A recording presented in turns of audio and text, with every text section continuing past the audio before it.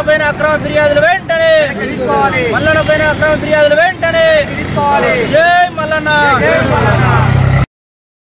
తెలంగాణ రాష్ట్ర ప్రజలకి కరీంనగర్ జిల్లా తీన్మార్ మల్లన్న టీం తరఫున ప్రత్యేక ధన్యవాదాలు తెలియజేసుకుంటా ఉన్నాము। ఏదైతే మరి తీన్మార్ మల్లన్న గారు తెలంగాణ రాష్ట్రంలో బీసీలకు దక్కాల్సిన వాటా దక్కుతలేదని చెప్పేసి, అదేవిధంగా మరి దేశవ్యాప్తంగా ఉన్న బీసీలకు అన్యాయం జరుగుతుందని చెప్పేసి మరి బీసీల పక్షాన ఉండి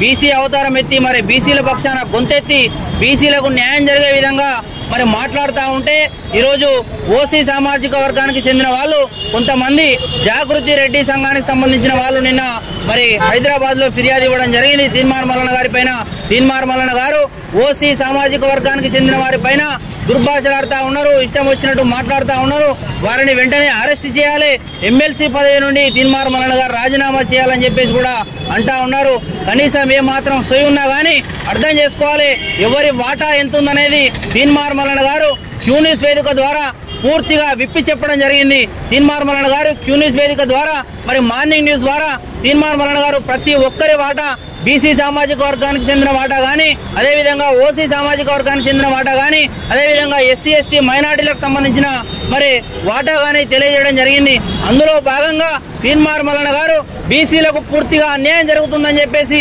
బీసీలకు రాష్ట్ర ప్రభుత్వం కానీ కేంద్ర ప్రభుత్వం కానీ పూర్తిగా అన్యాయం చేస్తుందని చెప్పేసి, బీసీలను అనగదొక్కుతుందని చెప్పేసి మరి బీసీలకు దక్కాల్సిన వాటా మాత్రం ఖచ్చితంగా దక్కాలి, తగ్గేంత వరకు మేము కొట్లాడతామని చెప్పేసి ఈ 10% ఉన్న